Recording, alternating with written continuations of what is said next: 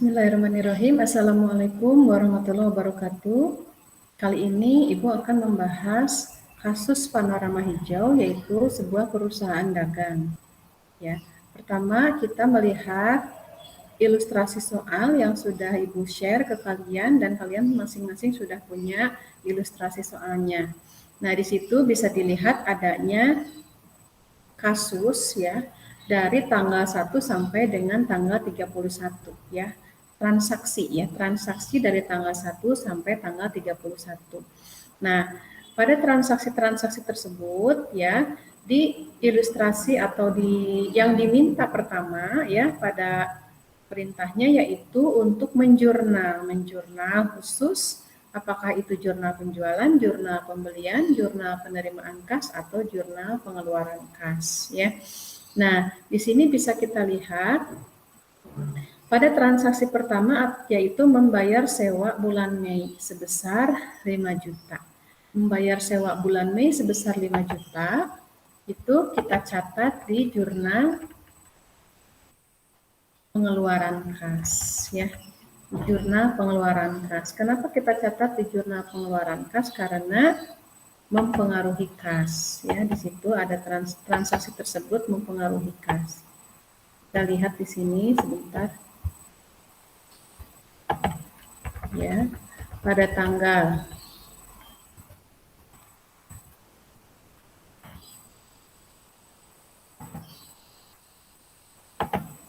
Nah, ini ya, membayar beban sewa sebesar 5 juta. Nah, di debitnya akun lain, di sini diberi keterangan beban sewa, kemudian di kreditnya kas. Ya. Nah, kemudian pada transaksi berikutnya, transaksi yang kedua, yaitu membeli barang secara kredit, ya, membeli barang secara kredit dengan syarat 2/10. 2/10 dengan nilai 36 juta. Nah, membeli barang secara kredit maka kita masukkan ke dalam jurnal pembelian. Ya, karena membeli barang secara kredit. Ya. Nah, nilainya ini sudah dikurangi dengan potongan ya, potongan pembelian sebesar 2%. Ya, jadi dari 36 juta menjadi 35.280. Nah, kemudian transaksi berikutnya tanggal 4. Transaksi tanggal 4 itu adalah membayar ongkos kirim untuk pembelian tanggal 3 Mei. Membayar ongkos kirim. Nah, karena membayar ongkos kirim itu mengeluarkan kas, maka kita masukkan ke dalam jurnal pengeluaran kas sebesar 600.000. Ya. Kemudian jurnalnya adalah persediaan pada kas. Nah, kemudian tanggal 6 ya, transaksi tanggal 6 yaitu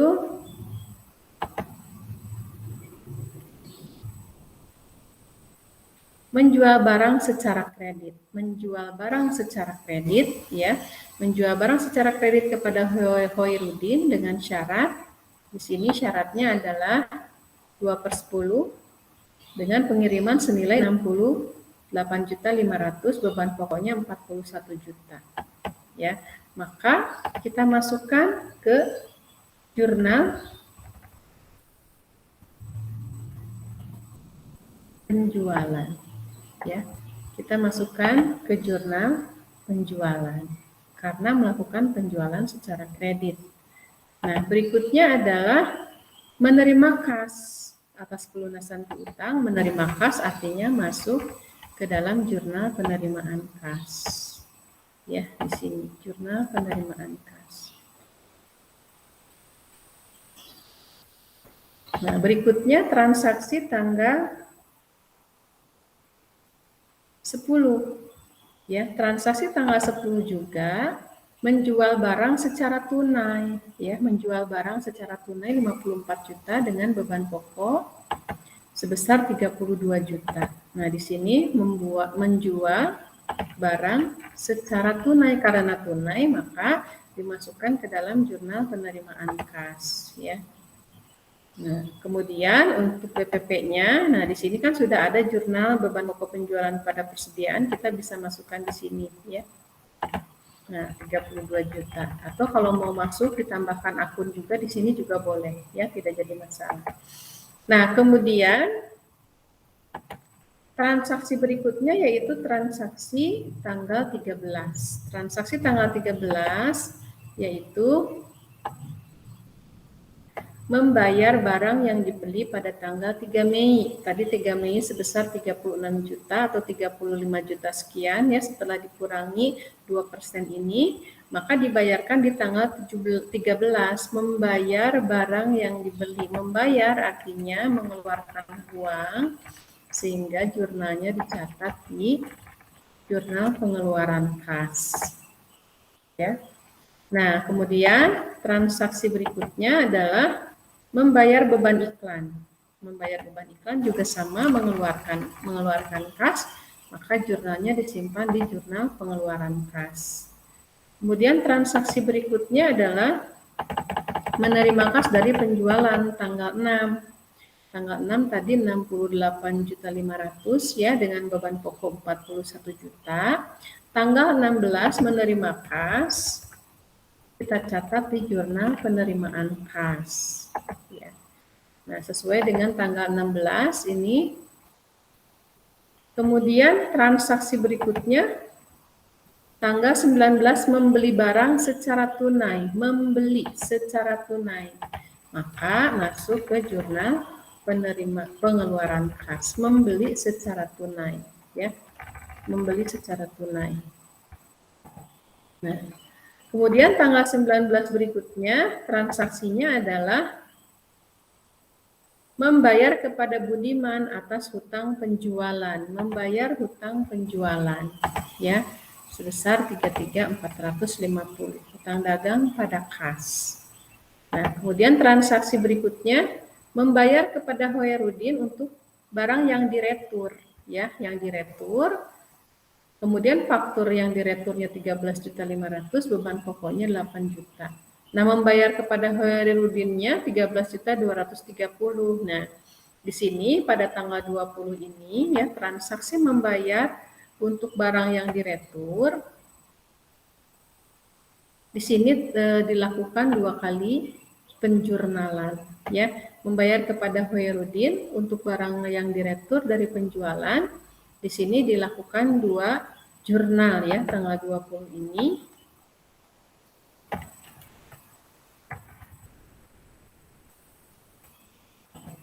Itu jurnalnya adalah hutang pengembalian dana pada kas, ya. Yang keduanya adalah persediaan pada perkiraan barang diretur, ya. Ini untuk jurnal pengembalian.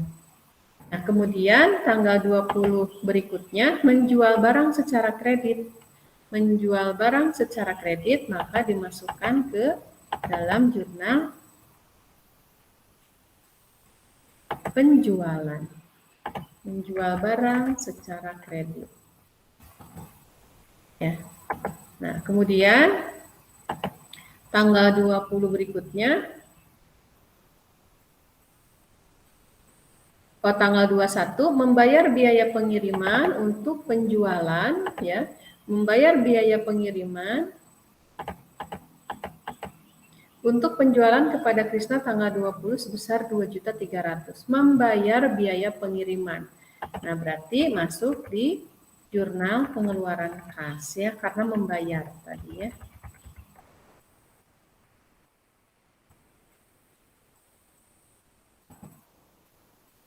Ya, membayar biaya pengiriman. Nah, transaksi berikutnya adalah menerima kas atas pelunasan piutang. Menerima kas artinya dicatat dalam jurnal penerimaan kas.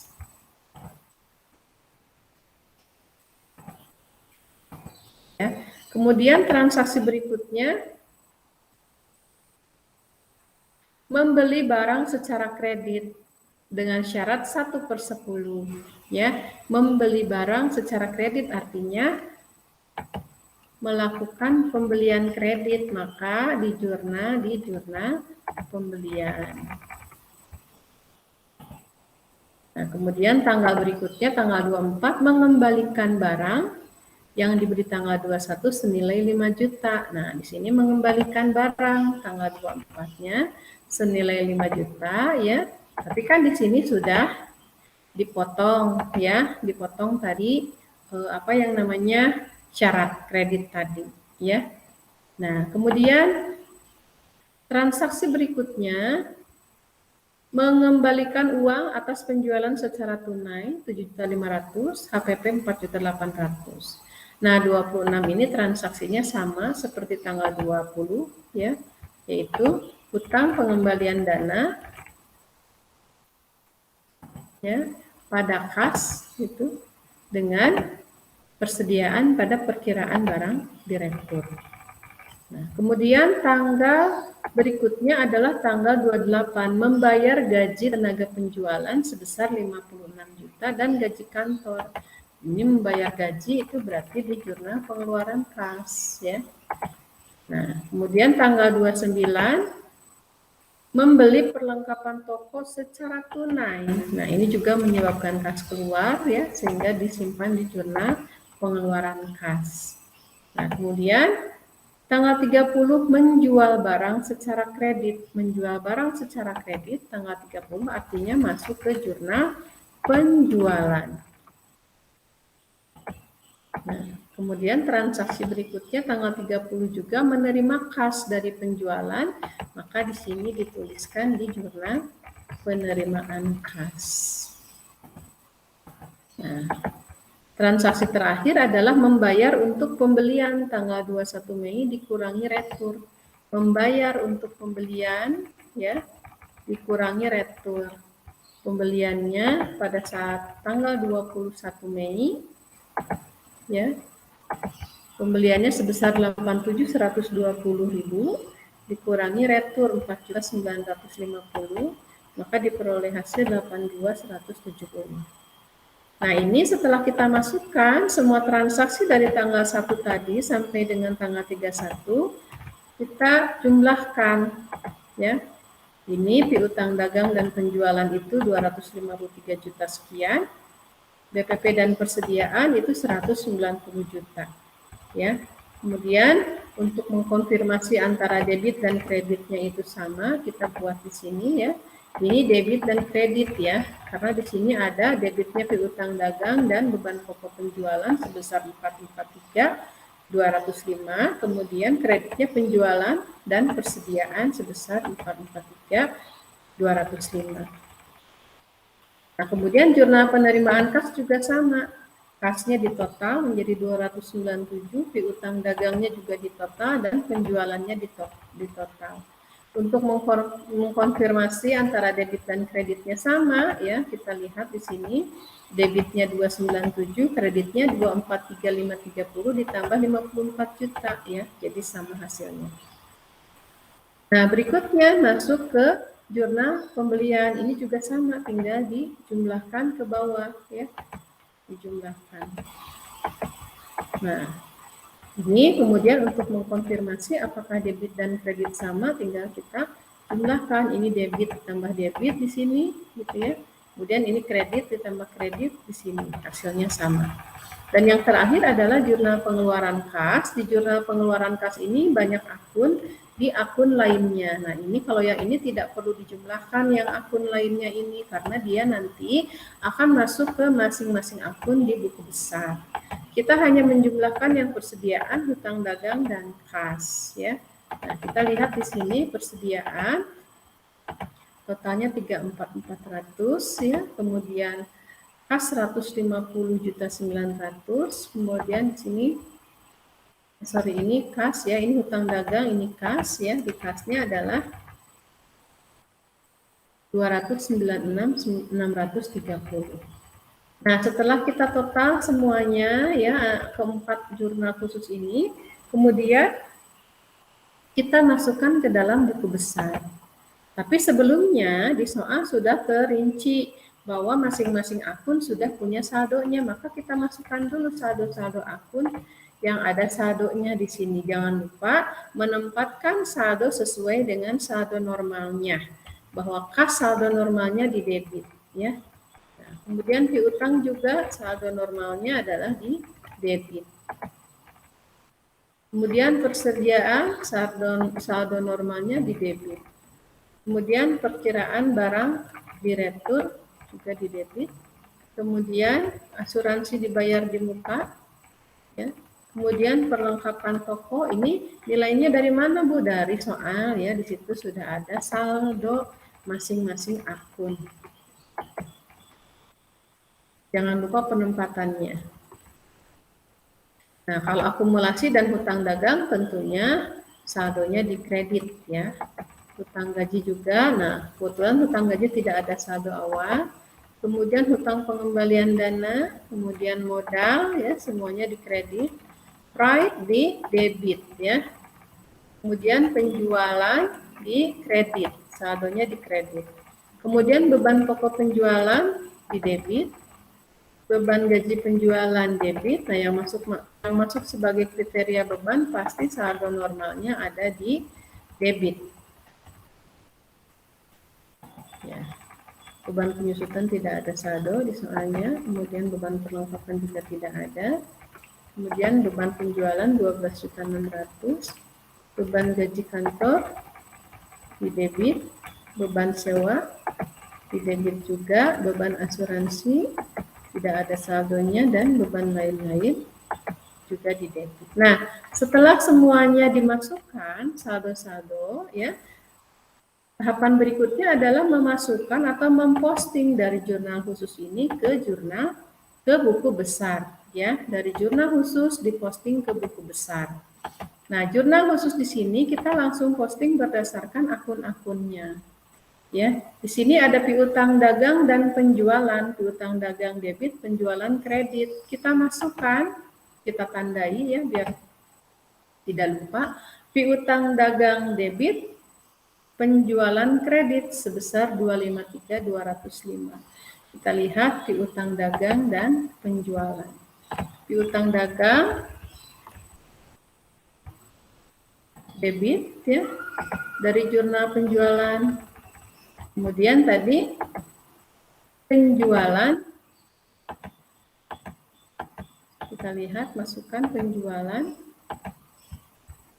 Nah, ini di kredit, ya. Ini sumbernya yaitu jurnal penjualan atau S itu sales, ya. Nah, kemudian yang berikutnya ini BPP dan persediaan, beban pokok penjualan dan persediaan. Kita lihat beban pokok penjualan, ya, dan persediaan.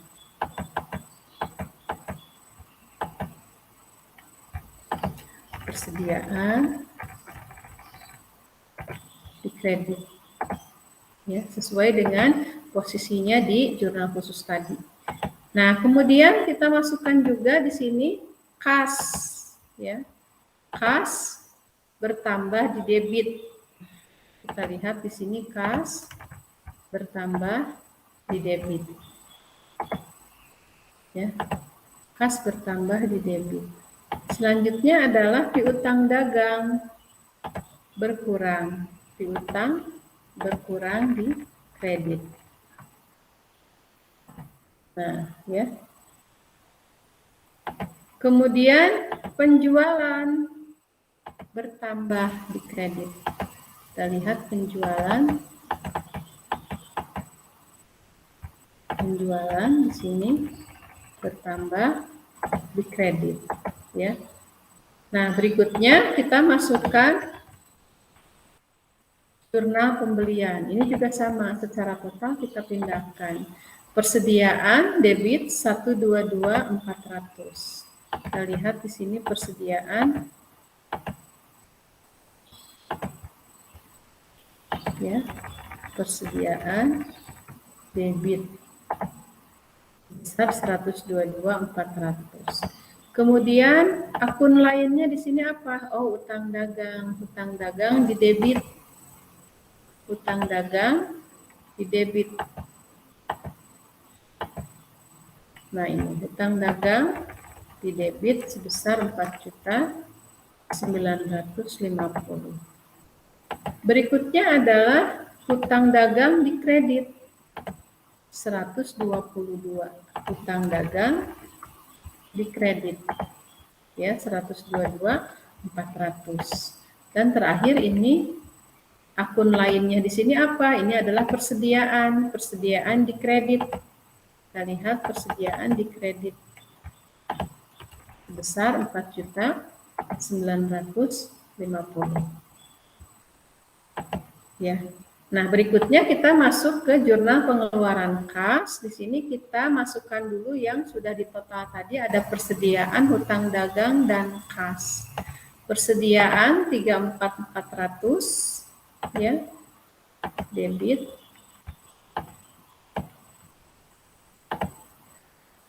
Ya, kemudian hutang dagang 150.900, ya. 150.900 hutang dagang.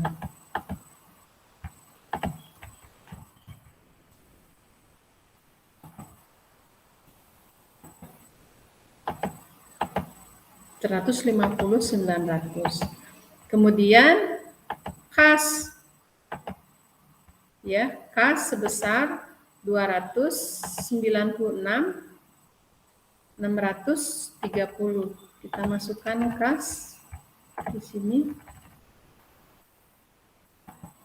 296.630. Nah, sekarang yang secara total semua sudah dimasukkan ke dalam buku besar, tinggal kita memasukkan akun-akun lainnya. Ya, di sini ada beban sewa 5 juta. Kita masukkan di sini ke beban sewa.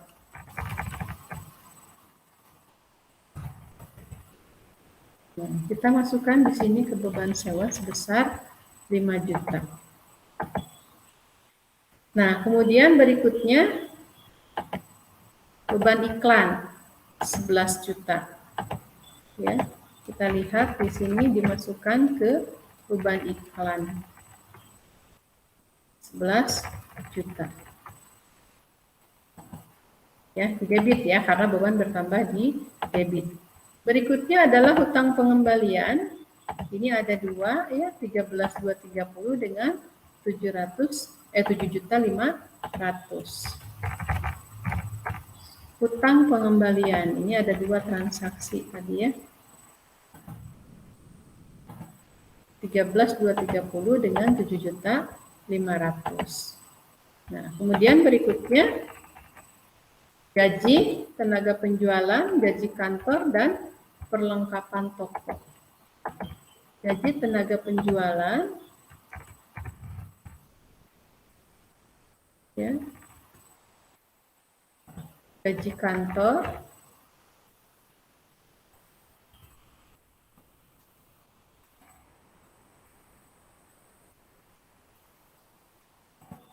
dan perlengkapan toko.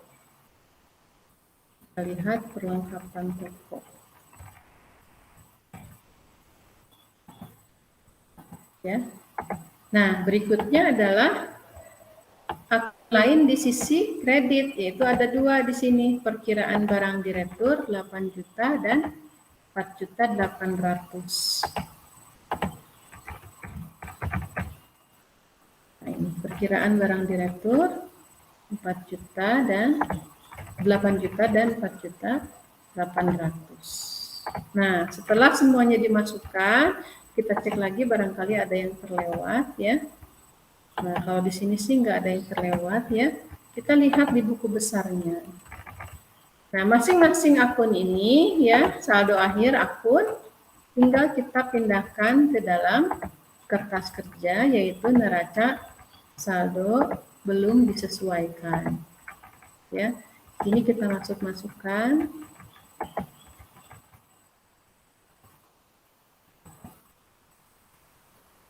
Ya, kita masukkan ini 0 ya, ada yang 0.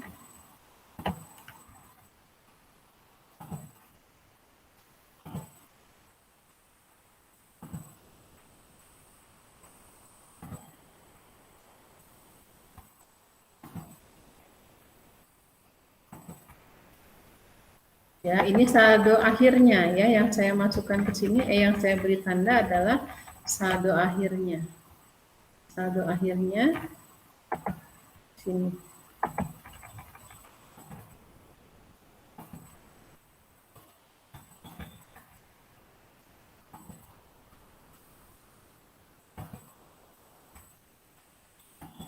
Ini 0 ya. Nah, setelah itu saldo-saldo ini kita masukkan semua ke kertas kerja sesuai dengan saldonya atau sesuai dengan posisi debit kreditnya dan kita jumlahkan.